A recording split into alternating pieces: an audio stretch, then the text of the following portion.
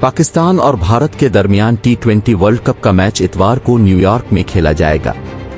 पाकिस्तान और भारत की टीमें न्यूयॉर्क के निसाओ काउंटी क्रिकेट स्टेडियम में मद्दमुकाबिल होंगी और पाकिस्तानी वक्त के मुताबिक मैच रात 7:30 बजे शुरू होगा। मौसमियाती रिपोर्ट्स के मुताबिक इतवार के रोज न्यूयॉर्क में बारिश का बहुत ज्यादा इम्कान है। एक्यूट वेदर रिपोर्ट के मुताबिक पाकिस्तान और भारत के मैच वाले रोज 51% बारिश का इम्कान है।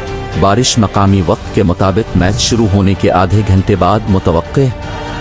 रिपोर्ट्स के मुताबिक चूंकि पाक भारत मैच दिन में रखा गया है, इसलिए इम्कान है कि बारिश की सूरत में इजाफी वक्त भी दिया जा सकता है। इसलिए बारिश के इम्कान के बावजूद उम्मीद है कि शायकीन को पूरे 20 ओवर्स का मैच देखने को मिल जाए।